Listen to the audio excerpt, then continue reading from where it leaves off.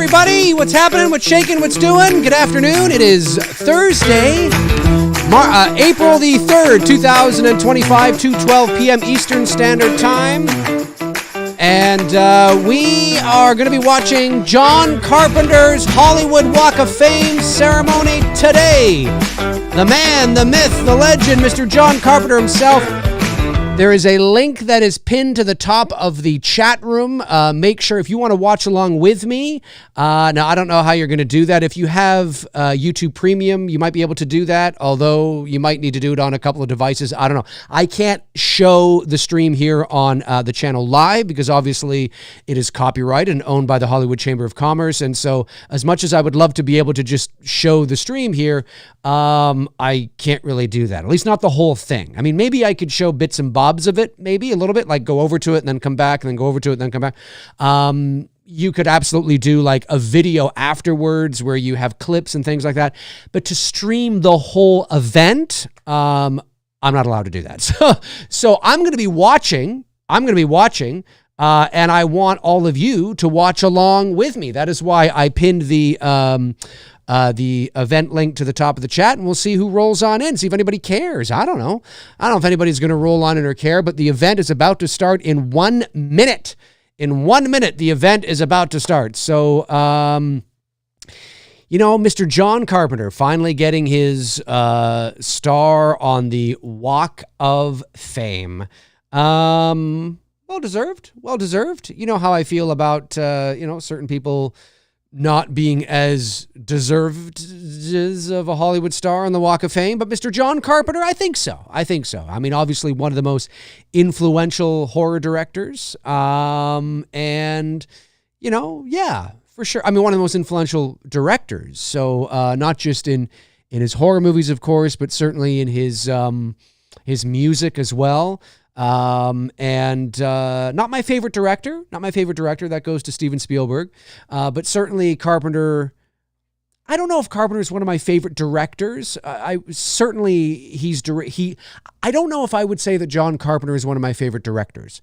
Although, yeah, I mean, certainly he'd be maybe top 10 for sure. Top 5 maybe. Certainly, he directed my favorite horror movie of all time, which is the original Halloween, of course. And I do like The Thing. I think The Thing is great. I like his In the Mouth of Madness. I think, actually, funny enough, as dated and as maybe a little kind of funky as it is today, I actually quite like his In the Village of the Damned. And, of course, Escape from New York and The Fog, of course. So he's definitely up there. He's one of my favorites, but not my favorite. But you know what? He's finally getting his star on the Walk of Fame. Now, of course, there's nothing really virtuous about it. I mean, you have to pay for it, and you pay for the ceremony, you pay for the upkeep and all that kind of stuff. And how much John Carpenter dished out for this is, I don't know if it's just the star or if it's the star and the ceremony, but I think there's about a $75,000 price tag for either just the star or the star and the ceremony. And then there's the upkeep of it all and all that kind of stuff. But having said that, if there is, and I'm very, if there is somebody that does deserve a star on the Walk of Fame, I would say that there would be people that are more deserving than John Carpenter. But at the same time, I would say that it makes sense. Like I'm not like what? Like I am about like Ralph Macchio. Or Gal Gadot, okay, or Gal Gadot, however you say her name. That is kind of like, and I have nothing against Ralph Macchio. I love Ralph Macchio. He's great as the Karate Kid. But I just, I'm a bit of a romantic. I like to look at this stuff as, I like to think of it like in the old days when it was really deserving, when you walk up and down Hollywood Boulevard and you see like, Harrison Ford, Steven Spielberg, you see, Humphrey Bogart and Elvis Presley and, like bona fide true legends, you know what I mean? And Gal Gadot, it's not, but that's, anybody who knows anything about the Hollywood Walk of Fame and the Hollywood Chamber of Commerce and how it all works knows that this is just, this is not virtuous. It's not It's not the way that we would like it to be. It's not really a Hall of Fame. I mean, it is a Hall of Fame, and there are Hall of Famers in there for sure. And John Carpenter, I think, is deserving of it. Absolutely. But, yeah, it is what it is. But Robert Englund, of course, Freddy Krueger, did he get a star already? I don't think he did, but he will be getting his star very soon, which is pretty cool. And so, yeah, that'll be pretty cool. I don't know when that is. If it hasn't happened yet, it's got to be coming up soon. The live stream, again, if you click the link at the top of the chat, the live stream is, that's where you can watch along with me. I'll be giving some commentary. Again, I can't watch it live for obvious reasons, but yes, I would say that John Carpenter is deserving of it. Again, there are others that are more deserving for sure. He did have, he came up at the right time. Certainly with Halloween, Michael Myers, all that kind of stuff. He is the godfather of that. Actually, the godfather is really Irwin Yablans, but in terms of creating the character of Michael Myers, that would go to John Carpenter. The godfather of Halloween would be Irwin Yablans, in my opinion, not Mustafa Akkad, because it was Irwin Yablans who came up with the idea to shoot a low-budget horror movie. It was Irwin Yablans who came up with the idea to hire John Carpenter. It was Irwin Yablans who came up with the idea to set it on Halloween. It was Irwin Yablans who came up with the idea to call it Halloween. And it was Irwin Yablans who came up with the idea for that classic poster that we know and love from the original Halloween. So if there's anybody who's the true godfather of Halloween, it's Irwin Yablans. Now, you could say Mustafa Akkad in terms of the franchise, sure, but that's, the franchise isn't all that great. And I'm not trying to diss Mustafa Akkad. I'm just saying that if you want to, you want to dive into the weeds and look past the surface, there's an argument to be made there. Now, in terms of the character of Michael Myers and becoming a pop culture zeitgeist horror icon, yeah, that's John Carpenter. I mean, he came up, he wrote the story, he came up with the character, and he is, one of the titans in that time. I mean, you think Halloween, The Fog, The Thing, although it didn't do well at the box office because of E.T., Escape from New York, he had a good run there. And then when he started to do more studio pictures, his career sort of began. His career was not as hot for as long, but it was hot at the right time, and it made an impact. And again, not just his movies, but the fact that he scored his films. He was the composer on Halloween. He was the composer on The Fog. The Thing he was not the composer on, but he was and that synth classic sort of thing. I mean, he was hot at the right time. He wasn't hot for very long, but he was hot at the right time and made a really great impression, and especially in one particular movie with one particular character, which penetrated the pop culture zeitgeist. And sometimes that's all you need, right? Sometimes that is all you need, is just one. Sometimes, I mean, he had more than that, but I just mean, like, sometimes you just need one to take off, right? And he did. He had the original Halloween. So, it's pretty cool. Like, I mean, I think he's definitely a horror legend and a film legend, more horror legend than film overall, but certainly one of the most influential horror directors of all time. Absolutely, 100%, especially when you get into the horror genre. And I think he does deserve a star on the Walk of Fame. I think so, for sure. Because if you're going to give Ralph Macchio and Gal Gadot a star, Gal Gadot, what is that? Why? Sure. Well, I know why. I mean, it's marketing and it's business. It's business, right? Again, there are people that are. It's kind of funny, right? Like, to the average person who doesn't know a lot about this, or about how it works, it might seem kind of strange. Well, when you realize that, it's sort of handed out, there are votes that are done, and if you are voted and you have the money to purchase the star and pay for the ceremony, or maybe the Hollywood Chamber of Commerce pays for the ceremony. I can't remember. Maybe they do. But certainly the star costs a huge amount, and you have to pay for the upkeep. So if I had a star on the Walk of Fame and it got cracked, broken, or whatever, it's my job to pay for the upkeep. It's not the Hollywood Chamber of Commerce. And this is in large part why Al Pacino doesn't have a star on the Walk of Fame. If there's anybody that's deserving of a star on the Hollywood Walk of Fame, it's one of the great titans, one of the great true legends of cinema, Al Pacino. He does not have a star on the Walk of Fame. And that is by choice. He has been offered a star on the Walk of Fame a number of times, apparently, and he has declined each time. And I think it could either be out of principle. It could be because of the fact of, this isn't based on merit, really. Yes, a lot of people who are deserving do get their stars and do have stars on the Walk of Fame. But James Franco has a star on the Walk of Fame. Like I've said many times, there are, you can equate it to sports, right? And if you're a sports fan, and it doesn't matter what sport it is, whether it's baseball, hockey, football, soccer, it doesn't matter, basketball, there are great players that will be great players that will have huge impacts and be on great teams and maybe even win a championship or two that are not Hall of Fame worthy, right? That are not Hall of Fame. And I don't mean that they're awful players. They could be great players. You remember them. You remember their names. Oh, yeah. They were a great player. But they're not necessarily first ballot Hall of Famers or ever Hall of Famers. And that doesn't mean they're not great. You know what I'm saying? And I think the same can be said for James Franco, Ralph Macchio, and Gal Gadot. It's kind of like, well, yeah, they're maybe Gal Gadot aside for a minute, but James Franco, yeah, no, he's a good actor. Yeah, he's a good actor. Oh, yeah, James Franco. Yeah, he's great. Yeah, he's great. But he's not Hall of Fame star, Hall of Walk of Fame. Like, oh, yeah. Ralph Macchio. Yeah, he's good. Yeah.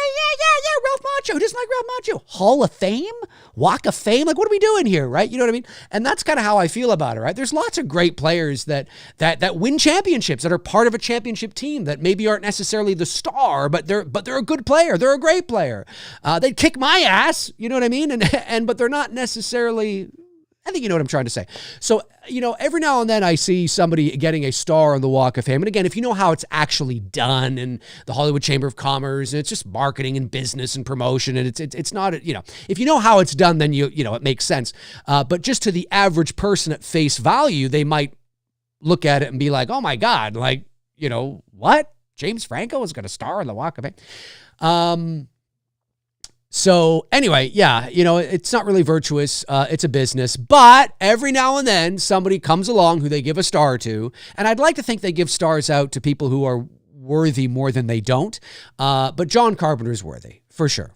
I'm not saying he's like, a lock, an absolute lock, but he's absolutely worthy for sure. And it's great to see him get it. And so, yeah, that's really cool. That's really cool. Folks, again, if you're just joining me, we're going to be watching the ceremony for John Carpenter getting a star on the Walk of Fame. I can't watch it live here on the channel for obvious reasons, okay? Because again, if I was doing a pre-recorded video, I could do it with clips because it's newsworthy and it's probably fair use, but I can't stream the whole like the whole show. I can't stream it here from the Hollywood Chamber of Commerce Walk of Fame website. Like I can't do that. So, but the YouTube link is pinned to the top of the chat to the Walk of Fame YouTube channel. So if you want to watch along with me in real time, we can watch together, which is really, really cool. So consider it like a watch along, right? And maybe I can bounce back and forth a little bit. I just don't want to be like streaming it and then I get dinged and the whole show goes down. Do you know what I mean? Because it can happen. So I don't want to do that. I don't want to take that risk. Super chat, Josh McKenna. Thanks, Josh. Says, I was happy when Michelle Pfeiffer got her star. Yeah, Michelle Pfeiffer. Yeah, for sure. That makes sense. Josh McKenna, $9.99. Thank you, Josh. Says, this has been a hard week for me. I found out my 12-year-old cat has cancer. Oh, Josh, I'm really sorry to hear that. I'm going to cherish the rest of the time I have them. Oh, I'm really sorry to hear that. 12. Yeah, Veda's 11. She's healthy, but she's 11. I'm sorry. I'm just hearing in my headset. I'm hearing the stream going check. Check.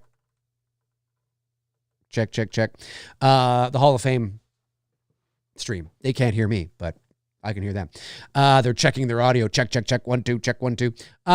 So that's too bad, Josh. I'm really sorry to hear that. Well, again, yeah, you just spend the time with him as best you can. 12 is not, it's not uncommon to lose a cat at that age. I don't know if he was indoor or outdoor. Veda's an indoor cat. So, it's also very common for cats to live to 16, 17, 18. I'm hoping Veda is one of those cats that lives to 17 or 18. But you just never know. You just never know. I'm sorry to hear that, Josh. That's too bad, man. Michael King says James Franco. Oh, yeah. Oh, yeah. No, he's got a star. He's got a star. There's weird people. You walk up, you're like, what the hell do they have a star for? I mean, Ralph Macchio shouldn't have a star on the Walk of Fame. That doesn't mean Ralph Macchio's not great. He's good, but he's the Karate Kid, and that's it. Like, literally.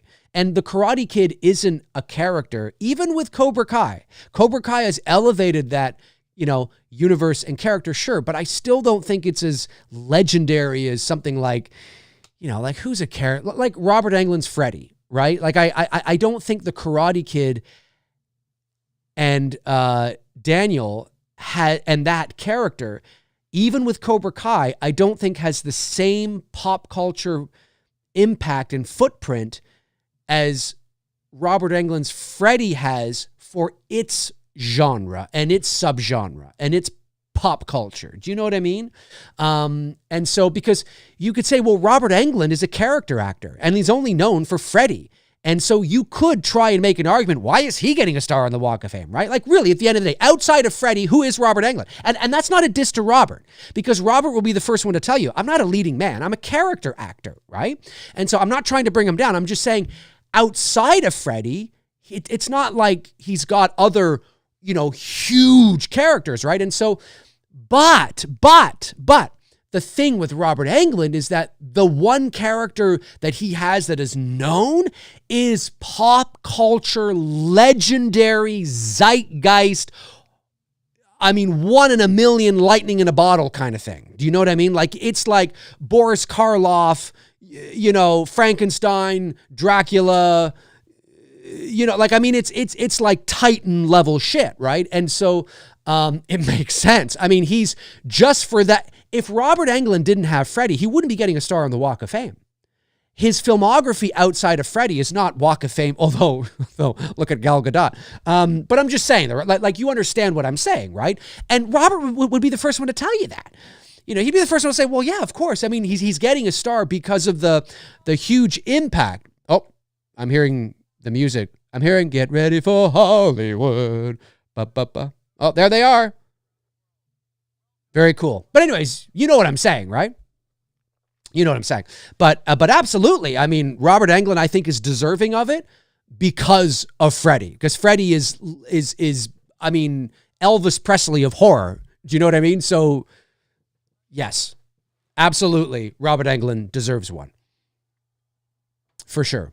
And there might be, but Ralph Macchio, who's also known for basically one character, I don't think Daniel and the Karate Kid has hit the same stratosphere and legendary status, even with Cobra Kai, to have a star. Do you know what I mean? But then that's just me looking at it in a virtuous, true merit artistic way. This is not what the Hollywood Chamber of Commerce and Hollywood, what stars are about. So I'm just saying, you know what I'm trying to say. Nothing against Ralph Macchio. I'm just saying. Anyways, who's watching along with me? Sorry, Dave, got to mute you. You can mute me. Absolutely.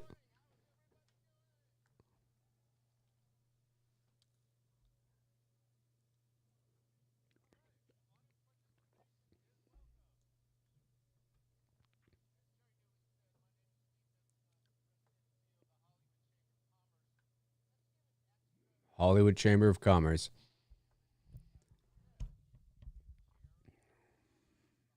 Yes. Jerry Newman, ladies and gentlemen. Jerry Newman. Congratulations, Mr. Newman. You know what? You should give Jerry Newman a star on the Walk of Fame.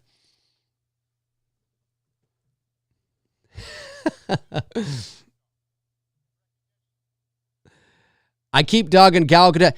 She's a good actress. I think she's okay, but she's not Hollywood star worthy. That's my point. Just because you're a good actress, it doesn't mean you belong in the Hall of Fame. Next to Meryl Streep. You're so animated, Dave, it will be like I'm watching it. There you go. Yeah, folks, in case you're just, again, I wish I could stream it live, but I can't. I don't have the rights to do that. So if you want to just go and watch it on your own, that's cool too. Or maybe you could have me on your phone and bring up the ceremony on your TV or vice versa or whatever. You can do that too. Don't worry. When John Carpenter or Kurt Russell or whoever's there begins to speak, I'll shut up. Don't worry. I'll comment a little bit, but I'll be quiet.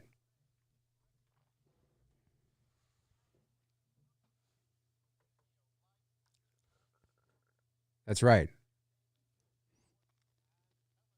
That's right. Here we go. Honor John Carpenter. When do I get paid? When do I get paid? Look at him. John will receive star number 2,806. Yes!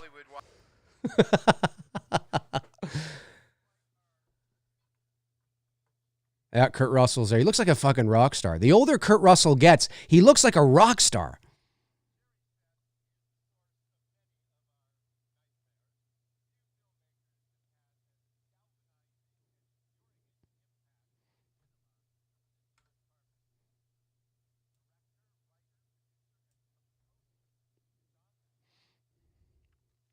Yes.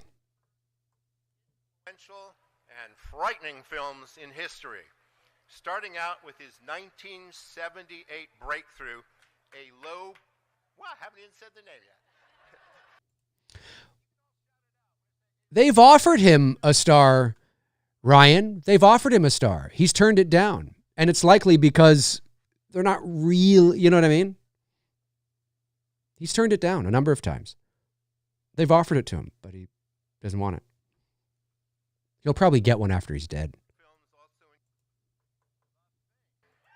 Yes, The Thing! The Thing! The Fog. Yes! Underrated! I'm telling you, I'm putting The Fog above The Thing, depending on the day. Of Madness. Yes. I was shot up here in the mouth of madness. Made him into the modern master of the genre, though his flair for action, suspense, mystery, and comedy have been... Frank says, I bet JLC isn't there. Probably not. Probably not. Oh, I wonder if... No, probably not. But do we really want her there? I mean, she might end up crying, you know?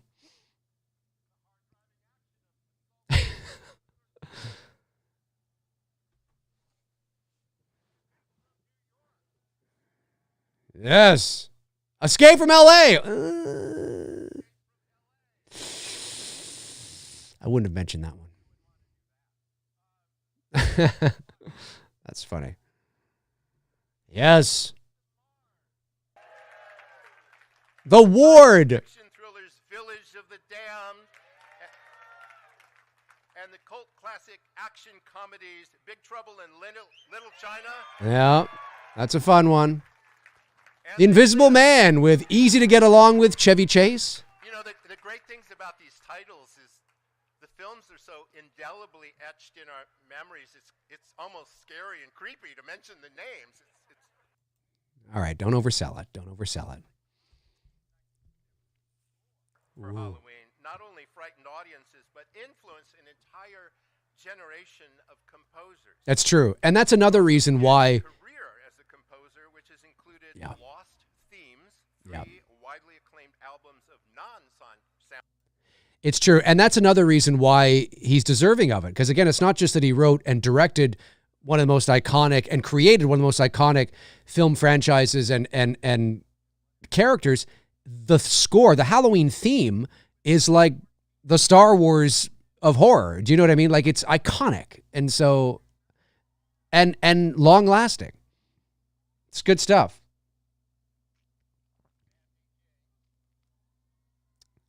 Sandy King. Was he flirting with her? Yes.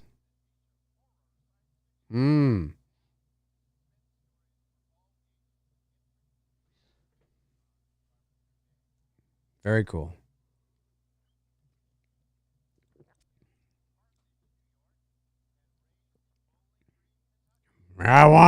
When do I get paid? Carpenter's just sitting there and he's like, when do I get paid? That'd be so funny. That'd be so funny. Dude says, I like Village of the Damned too. It's not great, but it's decent. Has a stellar cast. I've always liked Village of the Damned. You know, it's dated, early 90s, but I've always liked it. I don't know.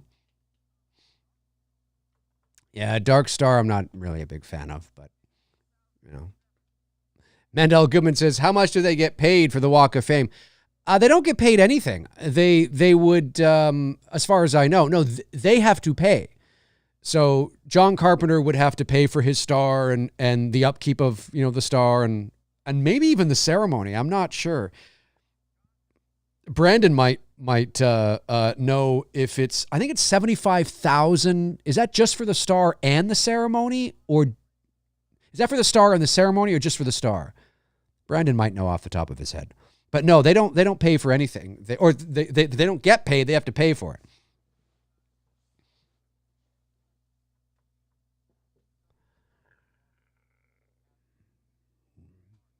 Big Rick James, Dave, Christine is so underrated. I like Christine. I do. Underrated? Maybe. It's good. I like it. Yep.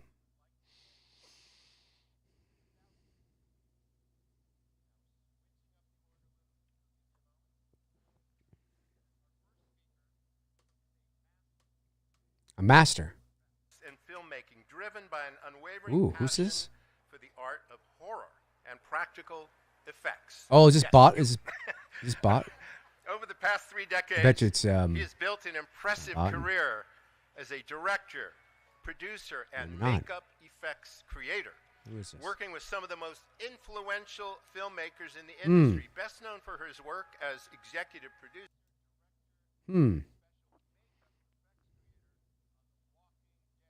Ooh.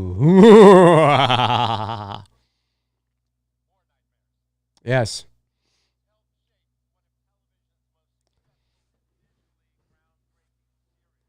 Britney Spears. No.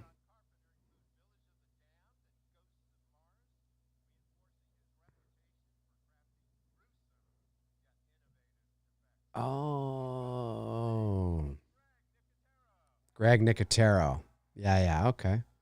Nice. All right. Again, folks, just joining us, the link to the ceremonies is pinned to the top of the chat. I'm just giving some, I can't show it live for obvious reasons, but I'm giving some commentary. You can mute me and just watch the ceremony or watch along with me.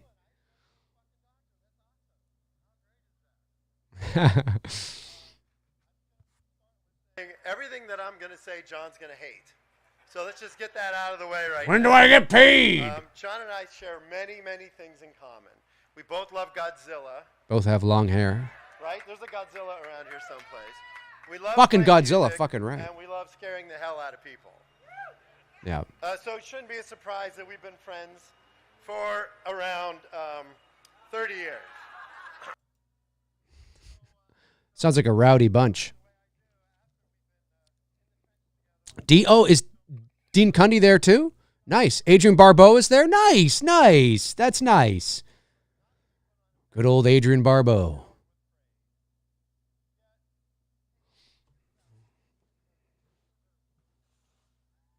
He does. Don't be a curmudgeon. I'll tell you right now, if this ceremony was not down the street, Carpenter probably wouldn't even be there.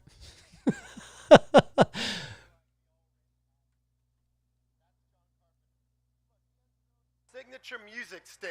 In every movie, it's pew. That's John Carpenter. And then you have the signature It's totally John true. Carpenter camera wipe accompanied with pew, and you know it's John Carpenter. I wonder how he's. I'm honored to be here to celebrate a man who just loves it. It's totally true. I love it.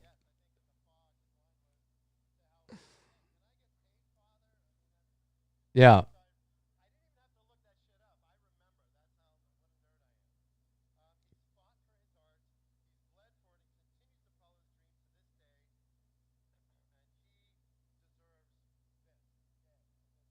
Yes.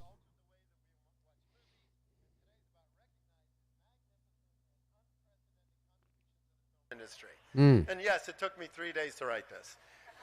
If I started naming the filmmakers that have been influenced by him, we would be here for a month. It's true. Very influential.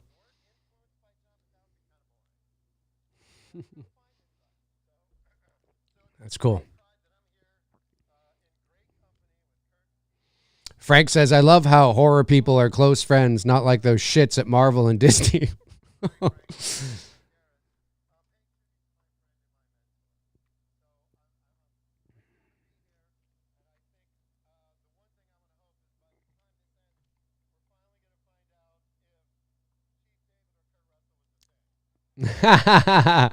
That's good. Nice. Nice. That was good. That was a good speech. Good speech. Not too long, not too short. That's what you want at a wedding, you know? A funny speech that's like 5 minutes. That's it. You don't want Adrian Brody up there. Hey, Lee the Machine Bowers. What's going on, Lee? Says, with AI and self-driving cars, I'm surprised Christine hasn't rebooted. I hope it doesn't. Classic should be left alone. They'll reboot it eventually, I'm sure. Who's coming up? Keith David. You know what's cool? Keith David. So I've been nominated 4 times for a Voice Arts Award, and Keith David has a Voice Arts Award. That's kind of cool.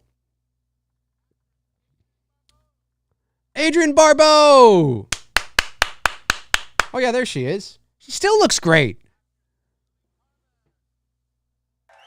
Let's get these names in there. Yes. Actor Nick Castle. Yay! Oh, fucking goddamn. Filmmaker Dean Cundy. Yes! Legend. Not just a Halloween legend, a DP legend. Actress Clea Duvall. Yes! Yes! Director Mick Garris. Does Mick still have his long hair? Actor I don't know. Dennis Dunn. Actress PJ Soul. Oh, that's nice. She's there too. Great. That's cool. That's nice. And last but not least, actually one of my former neighbors, a rocker and a Hall of Famer himself, Slash. Oh, Slash is there? Oh, he is there too. That's funny. Why isn't Jamie Lee Curtis there? Maybe she's shooting a movie. Our next speaker. Or maybe not. Maybe she's too lazy. Ooh. Ooh, commanding presence. Ooh. Oh, that's Keith David. It's got to be Keith David. Good old Keith David. Wasn't Carpenter married to her before they did The Fog? Yes.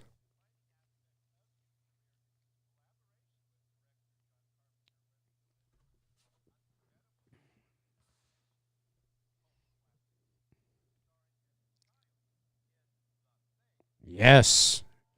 Child's in the Thing.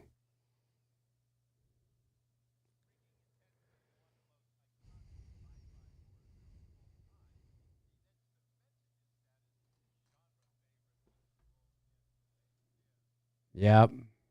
Keith David's great. He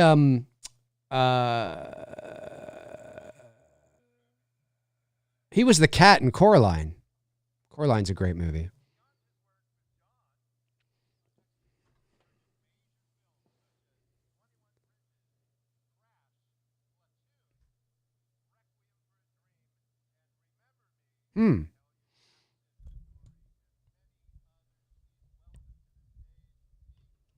Yes, Keith David. I'm coming up, bitches. When do I get paid? No, he says that after every time somebody goes up. John, calm down. You're not getting paid. I'm not. Okay. That's funny. I don't know, man. I believe that there are good movies, bad movies, and important movies. John Carpenter, my friend, makes movies that are both good and important. And at times... I thought he was going to say both good and bad. It's a mix.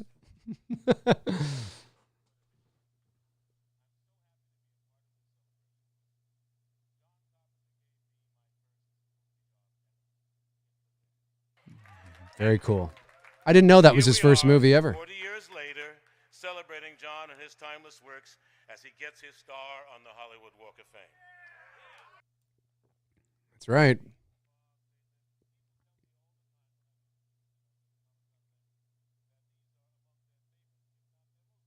It's true. Yeah, a lot of the films that he made became cult classics. What instrument would Kurt play if he was in the Coupe de Villes? Drums, man. Drums. Kurt Russell, that long, gray, flowing hair now. Drums.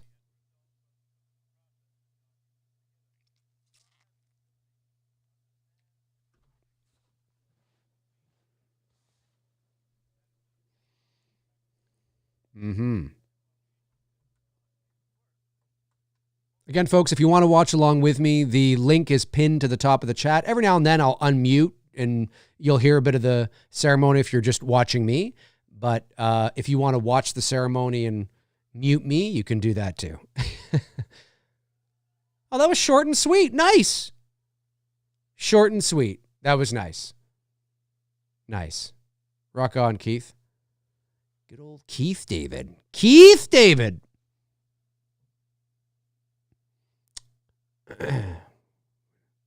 I want to bring up lessons because we got to talk. All right, last but not least. Do you give voice lessons, Keith? Because we got to talk. Career spans over 6 decades. Yeah.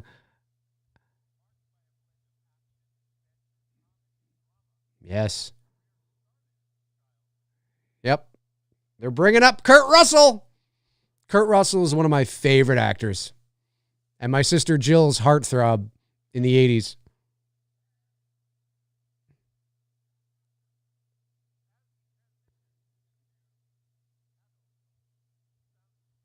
Television with Nice. an Emmy-nominated portrayal of Elvis Presley in Elvis, directed by our honoree, John Carpenter. This collaboration... Very cool. Josh McKenna, Kurt Russell had a cameo in Forrest Gump. He did. Yeah, he was the voice of Elvis. Yes, Escape from New York. Yes. The Thing and cult favorite, Yep. Big Trouble in Little China. You know, there are a lot of people that think The Thing is John Carpenter's best movie. Breakdown, Overboard. Yes, yes. When I think of Kurt Russell, I have to, and this might sound strange to you horror fans out there, because I'm a horror guy. I don't think of The Thing first. When I think of Kurt Russell, I think of Overboard with Goldie Hawn. I think of Breakdown. Yeah. Okay, I gotta. This is kind of terrifying because the one thing I don't like to do is let John Carpenter down. So I should have figured a way to not follow Keith. Didn't do that. Okay, before I say a few words, just a quick little story because it'll come back to play. Maybe give you an idea of the relationship between myself and John. We'd already done a couple of movies together. We'd done Elvis and we'd done Escape from New York and I don't know. And then we went and the next thing, John was doing The Thing. And he was kind of going back and forth on casting ideas. And he was already shooting with Larry. They were up in Alaska, and they were doing some second unit stuff. It's funny.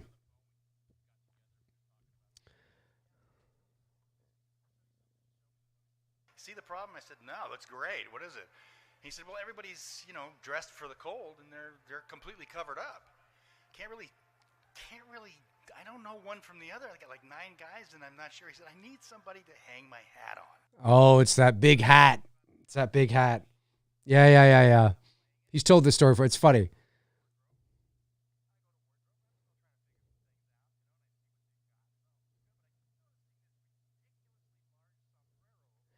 I don't know, Brandon. I think I get your point. I get what you're saying. I think, and that's just my opinion, of course. I think there's a way for Jamie Lee Curtis to be there and to give a speech and honor John, and without it sounding like she's making it about herself. I think, and again, I only speak for myself, but I think maybe where some people might take issue with Jamie Lee Curtis is she tends to at times use her platforms, which is fine. It's her right to do so.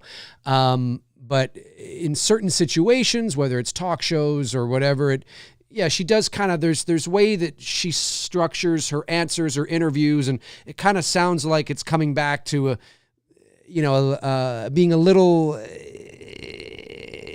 about herself. But I think she could be there and in the audience and clapping and laughing and, get up there and say, John, you're amazing. Thank you so much. He gave me my first job and blah, blah, blah, blah. We love you and blah, blah. And then that's it. I think that's fine. But if she gets up there and she starts talking about other things, weaving it into the mix, but that aside, I will say I'm surprised she's not there, unless she couldn't make it for whatever reason. Kind of surprised she's not there. Yeah, he's always got his name above the titles. Yeah.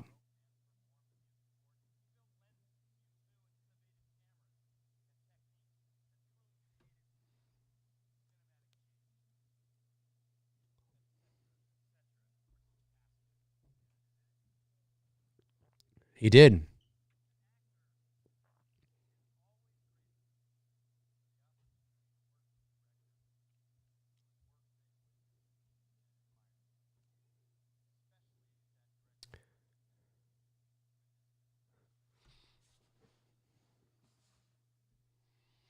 That's true. He looks good. Kurt Russell looks great. He looks great. He's aged well. He's handsome. Those flowing gray locks, the black suit. I'd love to see him. I would love, you know what? I've said this before. I'll say it again. I don't think we're going to ever see John Carpenter direct ever again. And if he does, it'll be from his couch. But I would love to see him and Kurt Russell link up again. One last ride for John Carpenter. Some horror movie, like Kurt Russell plays this guy in the woods in this cabin in the winter. And it's just, he gets like weird knocks on the door. And it just would have been great. Some low budget indie horror film, one location, 2 or 3 actors, loaded with mood and atmosphere and suspense. That'd be cool. Very small, very easy for John to do. Nothing too major, You don't want to make it seem like exhausting for John. But I don't know.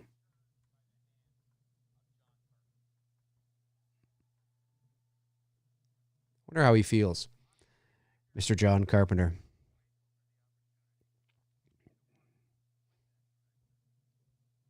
It's true. The audience is sometimes more right than the critics. Well, yeah, because at the end of the day, they're looking at it through a different lens often, right? No pun intended.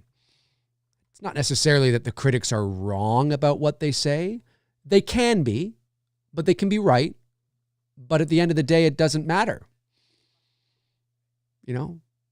What works for some may not work for others. Especially today and today's critics. God, there's so many critics today that don't know their ass from their elbow about the filmmaking process or filmmaking at all. And they don't know what they're just, yeah. Anyway, I don't want to get off on a tangent about that. That's a whole other show.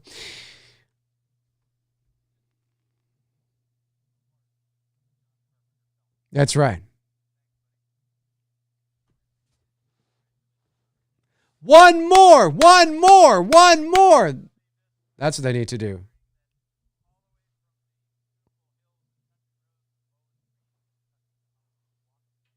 Yeah.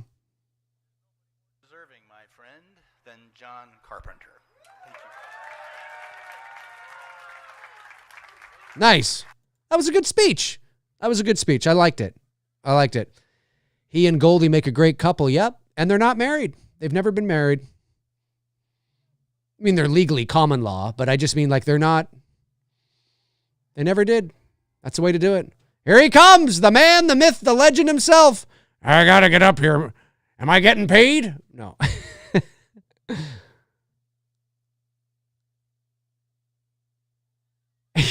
home.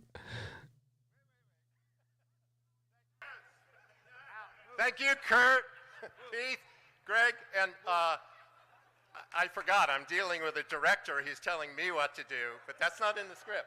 Go. Out of the way. We have one special You can't even. and then, Oh, God. We'll get to the moment we've all been Just waiting. give me my fucking star! You feel like he wants to yell and scream that. 2,805. Oh, it's true. Frank's like, he wants out of there quick. Oh, he does. He wants out of there so fast. He wants to go home and play his Xbox. Carpenter. And you will get star number 2,806 in just a moment to add to this amazing pantheon. So this really is the Street of Dreams, but it's also a real place in the city of Los Angeles. Yes. While the Chamber of Commerce administers this on behalf of the city, we are proud to have the city present you with a resolution courtesy of our council member, Hugo Soto Martinez. So, Council Member Soto Martinez, come on up. Oh, God. Jesus Christ. Can I just say thank you and get the hell out of here? Thank you so much, and good morning, everyone. He just wants to get out of there. He wants out. He's.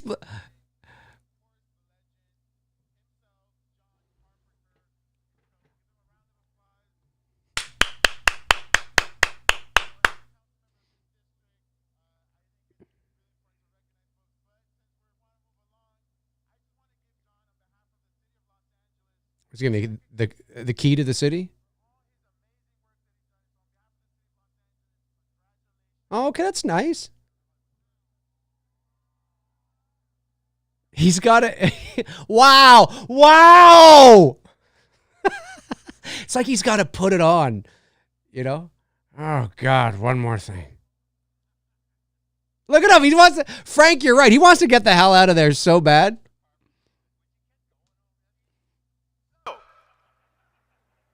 On behalf of the Chamber of Commerce, it is my honor and pleasure to declare today John Carpenter Day in Hollywood!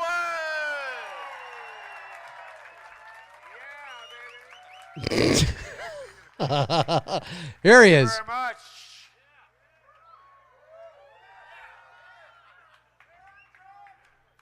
In 1968, I was a skinny kid from Bowling Green, Kentucky, walking these streets.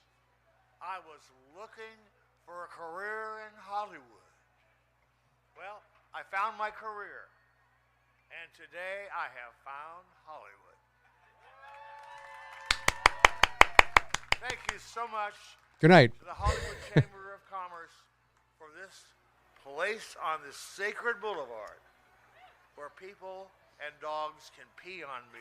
Yes. Oh, and they will. Thank you very much, guys. Let's have lunch. I love it. Short, sweet. Let's have lunch. Can I go now, please? Oh, fuck. I got to take a shit. No. I love it. It's so fast. It's so quick. That's it. Frank, he just wants it. That's not all people do on the stars on Hollywood Boulevard, but 10 million visitors a year. It's great. To see star number 2,806 with John Carpenter, and we are going to unveil it now. Great. Nice. I love that. And right into his limo. It's too. He wants out of there. He doesn't want to do this. He wants out of there so bad.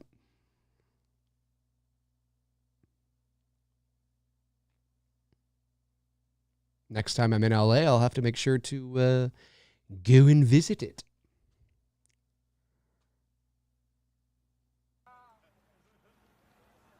Oh, that's nice. Great picture.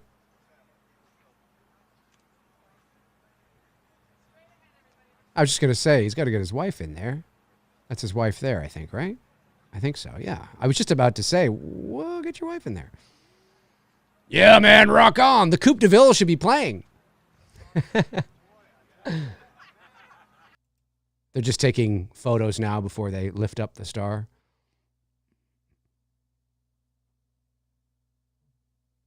That's so funny. John Carpenter, spoke for a minute? I'm just want to get out of here and get lunch at Mancuso's or whatever that. Here we go. 3, 2, 1.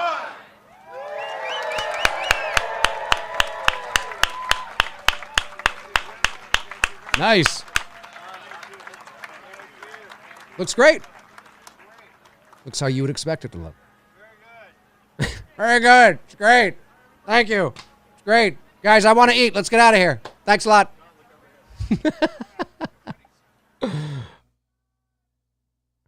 When do I get paid? Deborah Hill should have one. I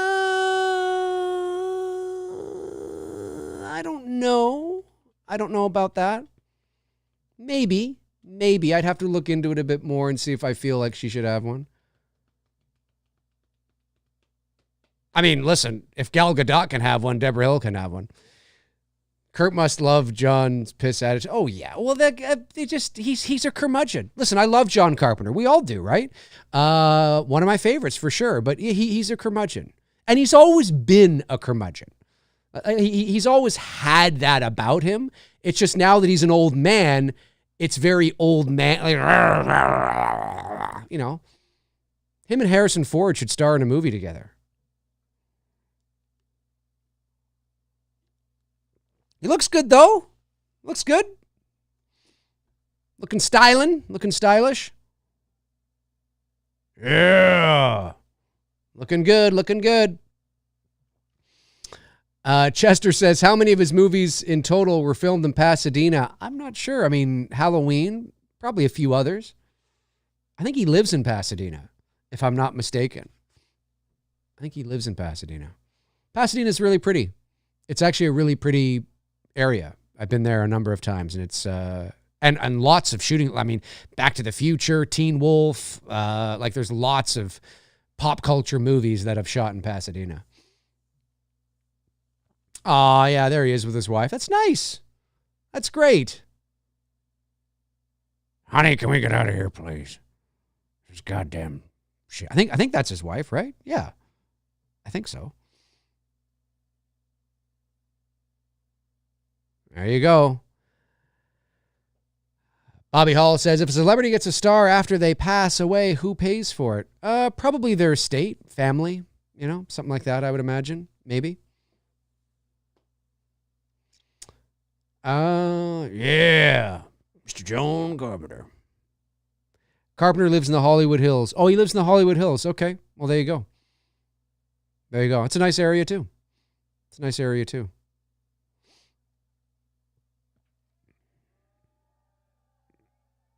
That's a great photo of him standing on the star. He's got it, but you can tell that he's not, he has to put it on. And it's not that I'm not saying he's not thankful, he's not grateful. No, I truly believe he is. And that's it. That's the end of the stream, folks. That's the end of the stream. Yeah, you can tell that he's, he's got to be like, okay, they want me to be excited, so I got to go out there and be excited. Hey, fuck yeah, everybody, all right, love you all right, okay, yeah. That's what they want, right? They want me to look, is that what I'm supposed to do? John, you got to go out there and you got to be like, whoa, hey, thanks, everybody. I got to go out there, okay. Hey, everybody, thanks a lot, I really appreciate it, fuck yeah, all right, okay, good. How was that? Was that good? Yeah, that was good, John. Yeah, okay, good. Can I just go to the bathroom? Like, he's not, I'm not saying he's not thankful and he's not grateful. He is, for sure. But he's just, he doesn't care. He doesn't care about all this shit. You know what I mean? But he's got to go through with it, obviously. He's probably just happy to, oh, gosh, yeah, can we go get some lunch, please? I'm starving. Funny stuff indeed. But really cool. Really cool. John Carpenter now has his star on the Hollywood Walk of Fame, and it's pretty cool stuff. So we'll just, what time is it? It's, we got some time. We'll just chat for a little bit while we're here. I've only been on for about an hour, so we'll chat for a little bit. Let me see. Ba-da-ba-bee. Josh sends in a super chat. Thanks, Josh. Says, imagine if Adrian Brody was in a Carpenter movie and John Carpenter had to stand there during Brody's entire speech. Yeah, well, listen, it was short and sweet. It was about 40 minutes, maybe 45, short and sweet. I think Kurt Russell's speech was the longest, but everybody. Keith David was quick. Carpenter was quick. He just wants to get the hell out of there. And they didn't bring up everybody, right? And nor would they anyway, you know what I mean? But I'm just saying, like, they just brought up a few of the key people that have worked with him. You know, they probably could have brought up Cundy, maybe, if he wanted to say a few words. I could see that because he has worked with him on a number of projects. But you knew Kurt Russell was going to be there. Keith David, that makes sense because, you know, The Thing is arguably his most famous, iconic movie outside of the original Halloween, and probably more liked than the original Halloween in terms of a general kind of movie-going audience situation. But even though Halloween's probably his most iconic in terms of pop culture, but yeah, no, it was good. I enjoyed it. Evil says, Dave, you need to play John in a skit. Oh, it's just funny. Like, you know, that's what it is. And I can tell that. As an actor myself, I can tell that he's putting that on. I'm not saying he's being disingenuous, like he's trying to be rude or he's you know, like he's not grateful for the opportunity, for the ceremony and the people. He is, but he's just, John is probably a bit of an introvert. You know, he's not really an extroverted person. He's not Kurt Russell, right? Whereas Kurt Russell can, you know, get up there, or I could get up there, right? You know, and be like, yeah, all right, woo! Guys, this is amazing. Thank you so much. I mean, this is really an honor, and it really means a lot. And, you know, you could say, like, and there's certain people that could be like that, right? And they really mean it, but they're putting it on a little bit, you know what I mean? To kind of, you know, but they're generally, you know, they're extroverted people, they're actors. Carpenter's not an actor. He's a filmmaker, he's a director, and he's an introverted one. And he's a bit of a curmudgeon in his old age. And he probably still has some fucking, you know, resentment to some things that have happened. And not to the, you know, not to anybody who's there or his fans or anything like that. I just mean Hollywood in general. John Carpenter is one of the most he's one of the most anti-Hollywood people. Do you know what I mean? And so even for him to be like, I was a kid from Bowling Green, Kentucky, and I was walking these streets in 1968, and now I'm in Hollywood. I mean, even for him to do that is very kind of against Carpenter's view of Hollywood and the whole Hollywood thing. But he's got a, you know, he puts on a bit of that shtick, right? A bit of that show. He's there. He's like, yeah, all right. You know, he's like, hey, you know, but he just is, he's just doing it because he feels like he's got to do it. And that's what it's expected of him to do. So he does it. And then just like, all right, fuck, let's go home. It's true. It's true. You know, because he's not an actor. He's an introverted director, and he's been retired for years, and he just likes staying at home. And I mean, look how much of it. I mean, you have a Halloween convention like down the street, right? He lives in the Hollywood Hills. The Halloween convention's in Pasadena, and I know he went to it. He did show up, but it took an arm and a leg to get him to come out there, and that's just down the street. Pasadena's like 30 minutes down the road, you know, and it's like, Jesus, it's like pulling teeth to get him to do stuff. Do I get paid? Oh yeah. Of course he would have gotten paid to show up for that, but he's just, you know, he's John Carpenter. Right. And, but very cool indeed.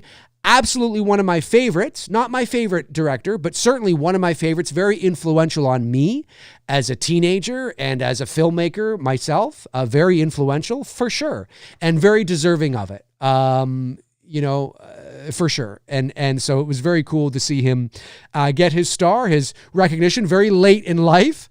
He probably could have had it many moons ago. Actually, he might have been offered it before.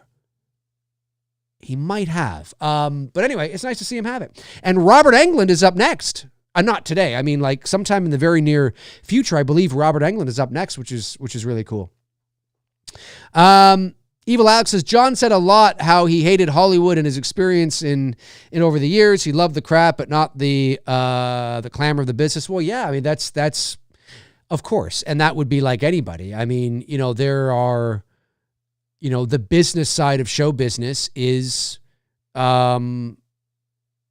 I mean, I've worked in the entertainment business for 20 years, and, I can tell you that in my journey, yeah, there's been a lot of business things about the entertainment business that, you kind of roll your eyes at, or you kind of go, fuck, God, you know what I mean? And there's certain people, that everybody meets along the way where you kind of, but then at the same time, yeah, the craft of making movies, or the craft of voiceover and voice acting, and some of the producers I've, been able to meet, or fellow actors I've been able to work with. I mean, there's been wonderful things about it as well, right? But now I haven't worked at the Hollywood level in terms of movies, but I can equate it to a lot of the things that I've experienced as a voice actor, because it's all the entertainment business, and there's a lot of parallels in terms of producing and acting and contracts and studios and production companies, and there's a lot of overlap, and I can only begin to imagine, though, what it would be like. And maybe one day I will be able to experience it in terms of the filmmaking side. But I can only imagine, what I mean, Jesus, the whole, yeah, like I can't even, especially for somebody like John Carpenter, because although he's not really, I don't know, I don't think he's openly classified as an auteur, but he has auteur things about him. I mean, listen, anybody who wants his name above the title of every movie he makes is a bit of an auteur, right? And so he's very picky and persnickety, and you put somebody like that fighting, obviously in the studio system, and with his natural personality, yeah, he's unlikely to, I mean, he'll play the game, but only to a certain point, right? And therefore, listen, I mean, maybe if John Carpenter had played the game a little more, maybe he'd still be making movies. I don't know. But it is not a secret that he got fed up with the studios and got fed up with the bureaucracy of the studio system and making movies, and the creative, how it just wore him down creatively. And his studio movies, he didn't really have too many successes when it came to studio movies. I mean, The Thing was not a success. It's a great movie, but it wasn't a box office success. Neither was, I don't think Big Trouble in Little China was either, or Escape from New York, I don't think, although that might have been independent. But yeah, he's one of those guys, he's one of those guys. So yeah, I can extrapolate and imagine what that would be like, because, but again, it depends on your personality. He's not, I don't know if John Carpenter has ever been, he's a great guy.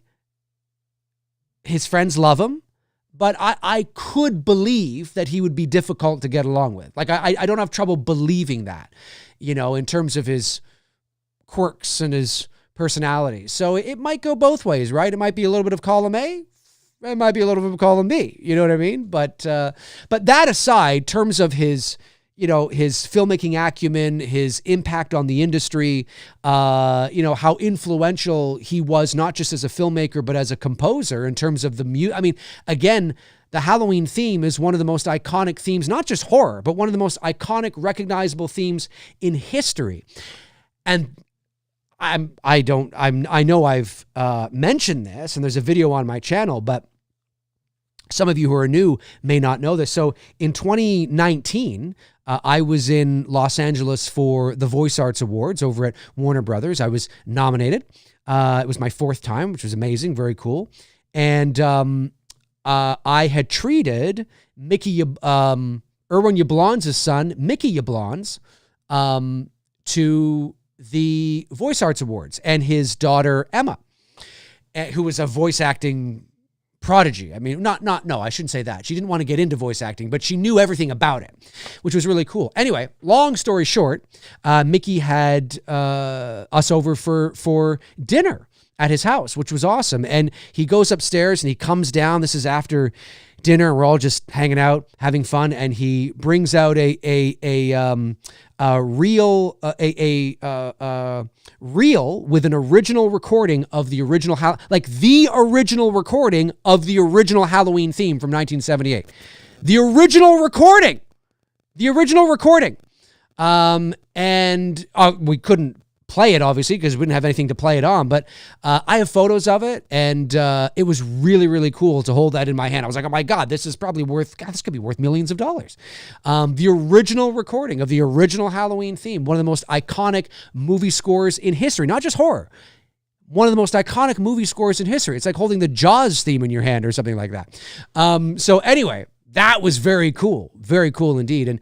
And so, that alone, I mean, he is incredibly influential. And again, his hot, most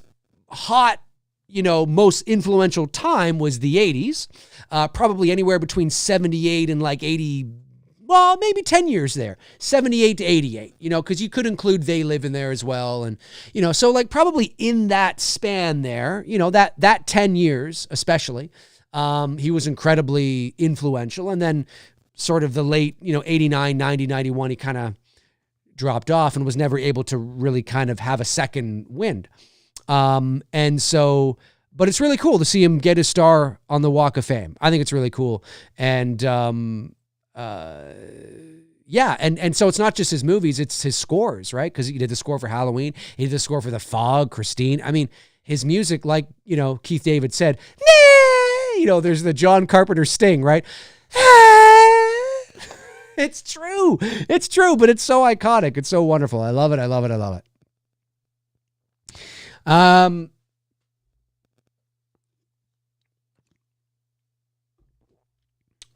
Sean McCartney says, I can't believe what I'm hearing here. Got to bite my lip. You have to bite your lip over what? What do you have to bite your lip over? Say it away, Sean, as long as it's not, it's appropriate and it's, you're not going to say anything rude. Say it away. You have a question at all? Let me know. Bobby Hall says it would be cool to hear the original recording of the Halloween score minus the drum beat and added later on. Yes, exactly. I wonder if it was recorded in mono or stereo. Probably mono. It was probably recorded in mono. And yes, that recording, yeah, because since 79, 80, something like that, the Halloween theme, the original, has that beat that when it plays. Well, when you watch the original theme or the original movie, it's not there. You hear the like you hear that, but you don't hear some sort of, kick drum. But in every theme you buy in the store or listen to it online, it's there. And I think it was put in for the TV release or a re-release or something. I'm not sure. And I have never liked it. I've never liked it. And when you watch the original movie, there's no drum. And it sounds great. And you are correct. Yes, that if we had been able to play it, like if Mickey had like a reel-to-reel, what do you call it? God, why am I'm having a brain fart. Anyway, you know what I'm talking about. If we were able to play it, yeah, it wouldn't have had a beat. It probably would have been mono, and it probably would have sounded, depending on the speakers, it probably would have sounded, not great, would have sounded fine, would have heard, oh yeah, this is great. But it's not like it would have been like Dolby Atmos or something, right? But yeah, very cool. It was really cool. And then I also saw the original shot list. He had the original shot list from the original Halloween. And that's when I realized that when I was going through it, Judith's original name was not Judith. It was, I have photos of this because it stood out to me. I was going through it. And I'm like, oh, and I'm sitting there at, his dining room table and I'm like, oh, her name's not Judith. So somewhere along the way, the name was changed. I think it was Sandy. And maybe But maybe that's because they're referring to, I think it was Sandy. Obviously, Sandy Johnson is the actress who played Judith. So maybe that's why it's Sandy. And maybe it's not, maybe it was always going to be Judith, but in the shot list, they were referring to the actress's name instead of the character's name. I can't remember though. It might not have been Sandy. It might have been like Sarah or something else, but I think it was Sandy. And I think they were just referring to the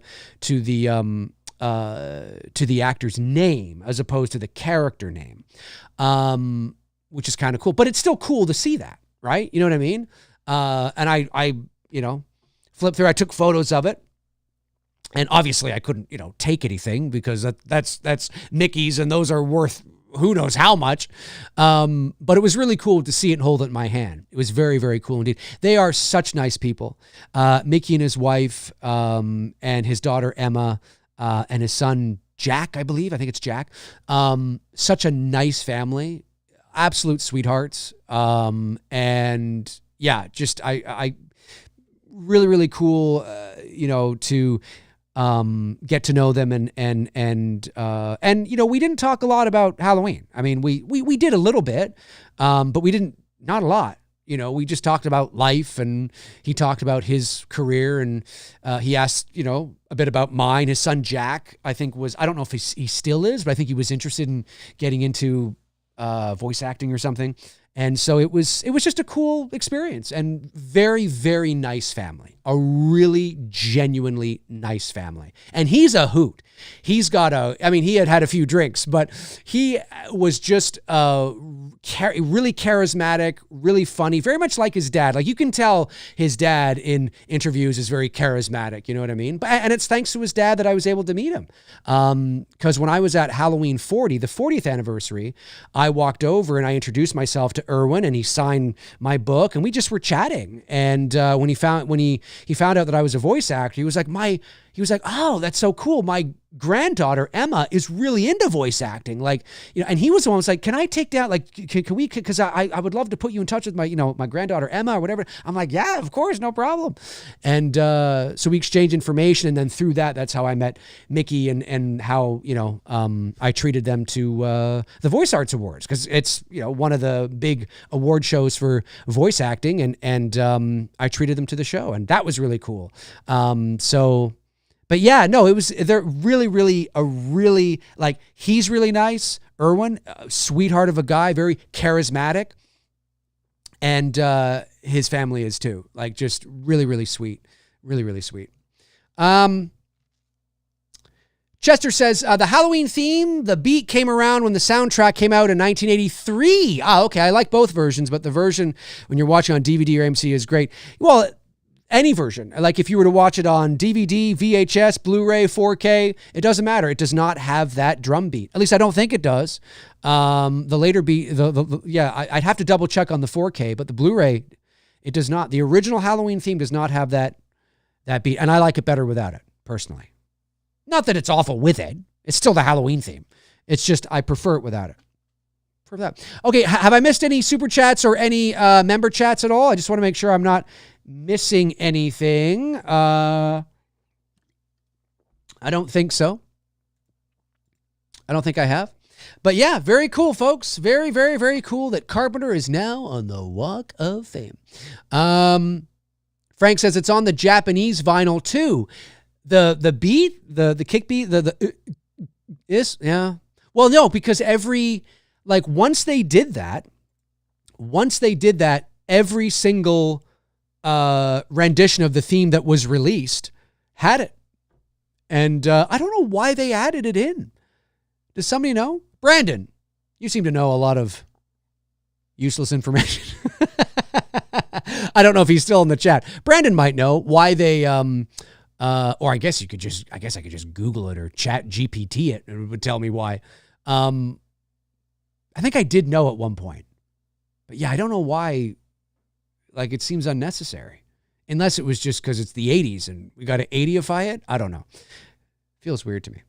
So Suzanne was Judith's original name. Okay, so that's what it was. Thank you, Frank. Suzanne. Susan or Suzanne? I'll have to double check. But that makes sense. That makes total sense. Yeah. Okay, so it wasn't Sandy. It was Suzanne. Okay, so maybe that's what I knew it was something different because I remember looking at the shot list and I'm going through it and I'm like, Suzanne? Like, who the hell is Suzanne? I'm like, oh, wait a minute. And I start reading the lines. And I'm like, oh, that's Judith. Yeah. But I didn't know that. Now, maybe hardcore Halloween fans knew that, but I didn't know that until looking at the shot list because that name is not in the script. When you look at the original script for Halloween, the name is Judith. But this is the shot list, okay? So this is different. And when I saw that there, I was like, oh, that's interesting, you know? And when I shared that information online back in 2019, there were a lot of people that didn't know that had no idea. I was like, oh, yeah, it's kind of cool. It's kind of cool. It's kind of cool. Bobby Hall says the 20th anniversary release of the Halloween soundtrack didn't have the drum beat. Really? Oh, so in 1998, are you sure? Are you sure, Bobby? Because I think I picked it up myself and it had the drum beat. I would double check that for me, Bobby. Double check that. Marty says Sean Clark probably knew that. Yeah, maybe. He might have. He definitely knows a lot. Jasmine Martinez says, the moment where Jess tells Peter, I know, after he says, I love you, always makes me smile. The moment where Jess tells Peter, oh, in Black Christmas. Oh, for now, I was like, Jess tells Peter, what? Oh, in Black Christmas. Yeah, yes. Yeah. Well, and it's great. And, but that's not the same as The Empire Strikes Back, right? Where it's like, I love you. I know. Where it's just like, oh, yeah, he loves her. No, this was like the way that Olivia Hussey delivered that line. It's like, I love you. And she's like, I know. It's just like, this is awkward because she doesn't love him back. I mean, she cares for him. And I'd say that she doesn't necessarily want anything bad to happen to him, but she's not she doesn't love him in that way anymore. And so that's why she, wants to have an abortion. And she doesn't because of the events that happen. Watch It's Me, Billy, chapter 1 and 2. Let me see here. Scroll back. We'll go, a little bit of time.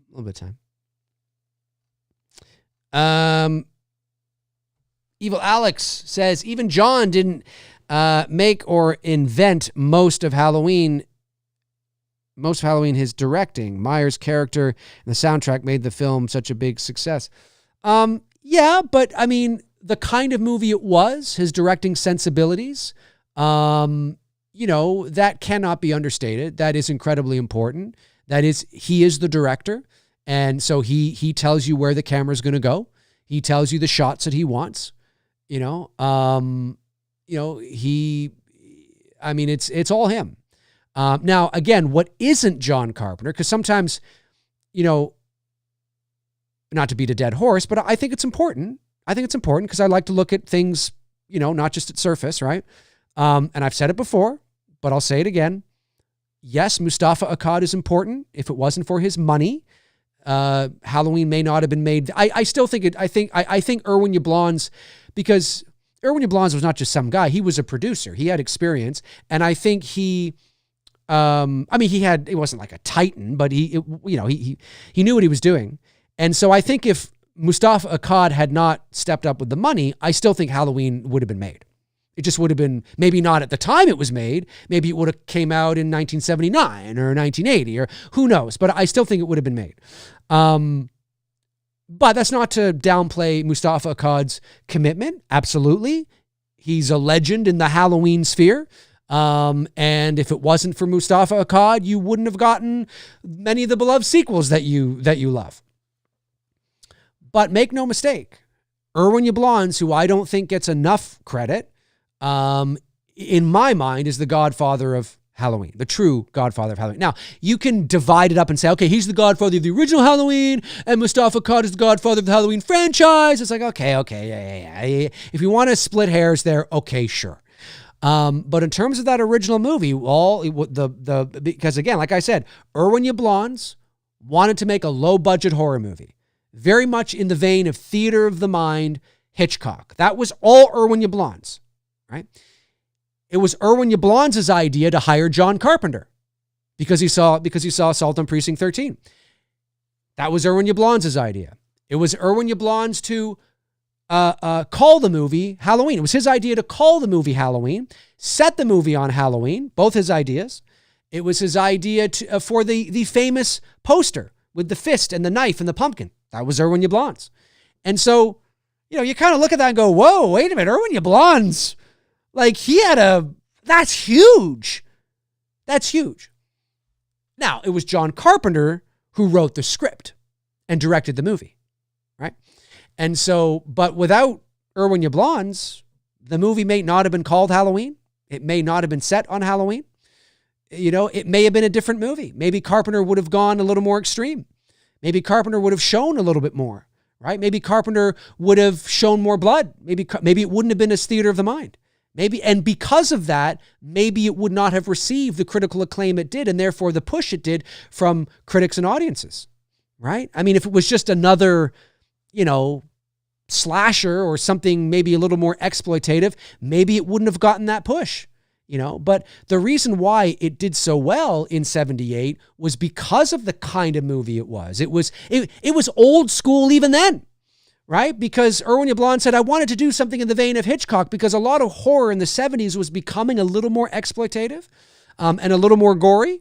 And so that old school psycho kind of Hitchcock that was around 18 years earlier was kind of, not that it didn't exist at all, but it was starting to kind of not be really a thing. And so, who knows, right? Who knows? But make no mistake, Carpenter is a talented director, absolutely. And he knows that kind of horror. So Irwin Yablon came to Carpenter and said, hey, I want to hire you because you're talented, and I want to make an old school horror movie in the vein of Hitchcock, more of that theater of the mind. And Carpenter was like, oh, yeah, I like that. I like where you're going with that, Irwin. I like that. I just have one thing. Yeah. Can I get final cut and my name above the credits?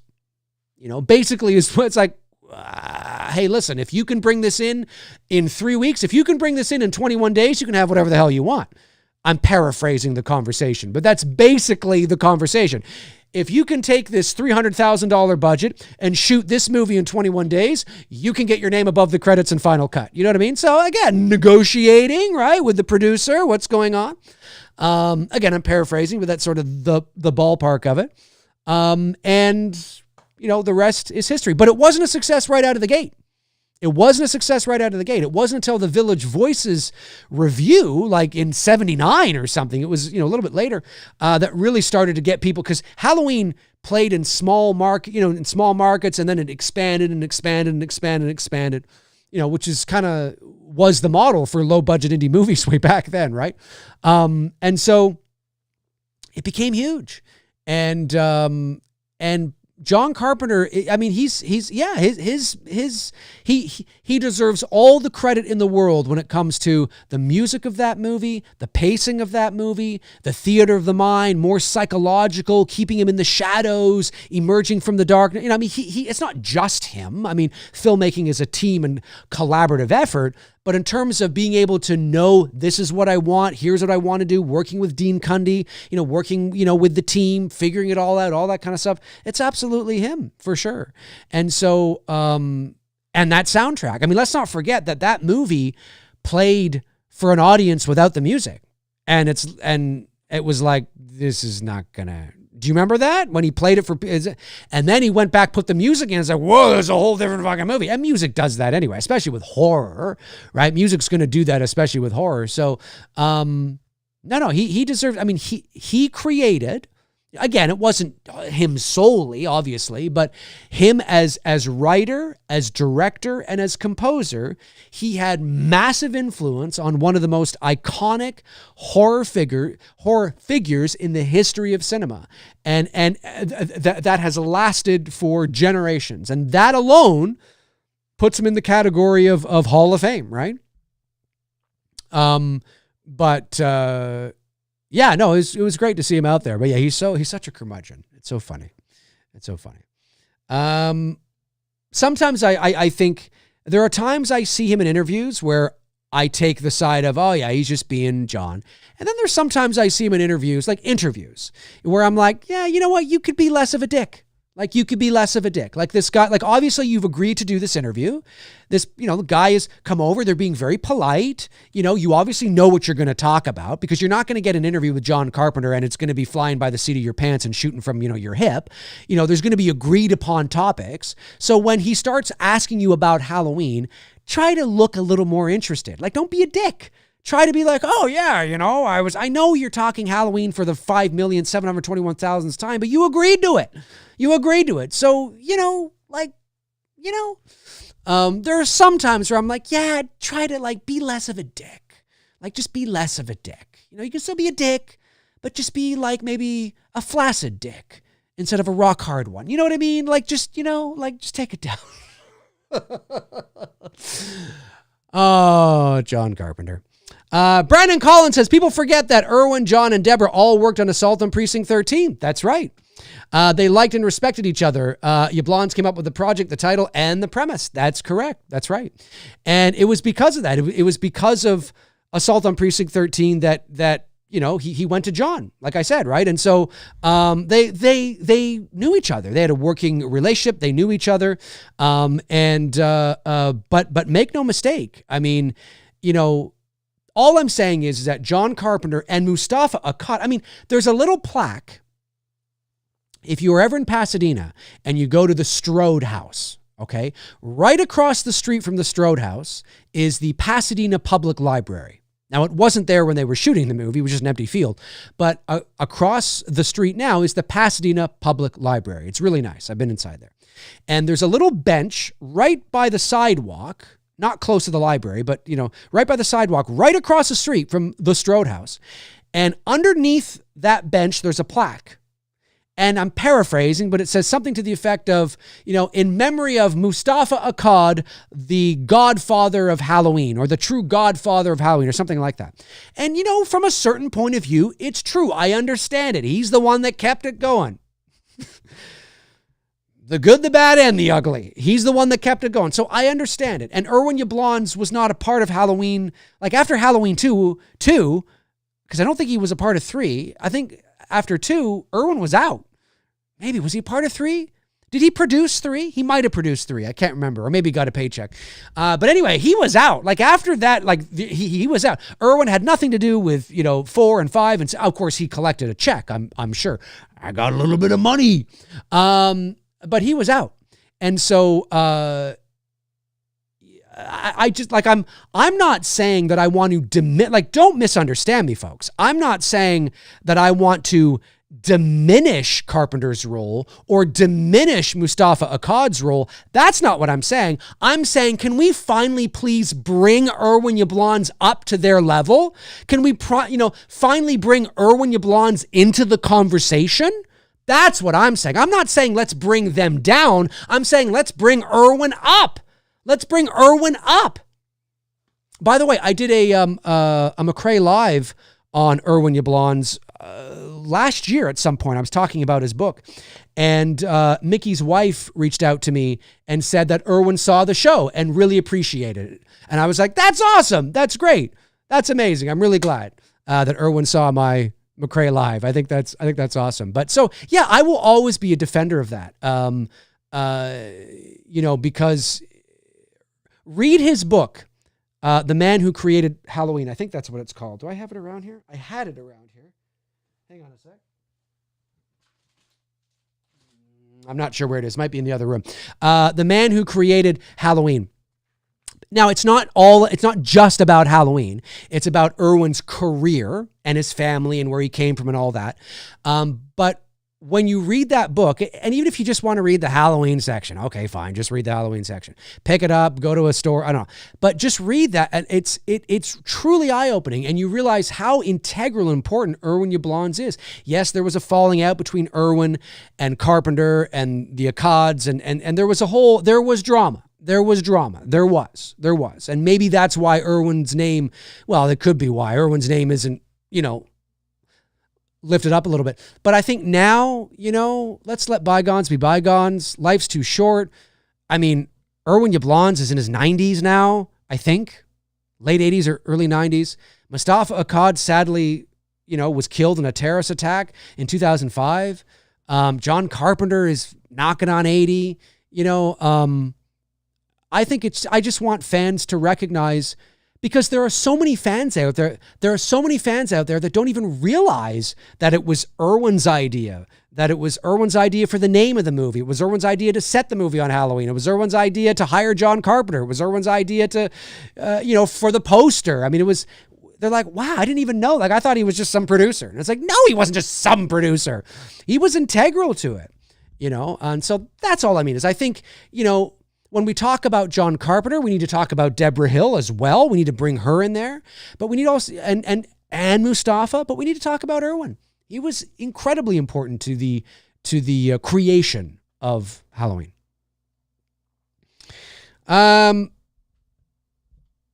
Bobby says, not sure if you saw my reply. The 20th anniversary release of the Halloween soundtrack definitely does not have the added drum beat. It also includes some dialogue snippets from the film. Okay, I'll have to look into that. Very cool. That's good. That's good. And probably because it's a 20th anniversary release of that particular soundtrack. And if you are releasing a 20th anniversary or any anniversary of that particular soundtrack, well, yeah, you wouldn't have it, right? That makes total sense. Makes total sense. Brandon says, I have loved Black Christmas since I was a child. Amazing. But I have never found it particularly scary. Halloween frightened me to my core. Yeah. I mean, well, yeah, I can understand that. I can understand that. Yep. I can see that. All right. Let me see here. Do I have all... I think there weren't any member chats that came in, right? There were no member chats that came in. I don't think there were any member chats that came in. I don't believe there were any... I think I've got all the super chats, right? The last super chat to come in was from Josh McKenna at $9.99 about 40 minutes ago. Yes. Okay. I hate when because it's happened a couple of times where I'll end the show and then I missed a super chat, which I can get the next show. So it's not a big deal, but I just want to make sure. All right, folks. Well, listen, that is going to do it for me here on this episode of Mcrae Live. I just wanted to quickly pop on and watch the Hollywood Star ceremony with John Carpenter. Of course, it's on YouTube right now. You can watch it back. Yeah. Jump into the comment section. Let me know your thoughts on anything I had to say here today. Did you watch I was going to say the swearing in ceremony. That's not what it was. But did you watch the Hollywood Star ceremony with John Carpenter? Jump into the comment section. Let me know your thoughts on the ceremony, on John Carpenter getting his star, on anything I had to say here today. I would really, really, really appreciate it. I will be back soon with another episode of Mcrae Live. Thank you for joining me this afternoon. Have a great rest of your Thursday. Friday's tomorrow. Weekend's around the corner. And thank you for the super chats that came in. I really appreciate it. And I will talk to you all very, very soon. Alrighty. In the meantime and in between time, I will talk to you soon. Cheers.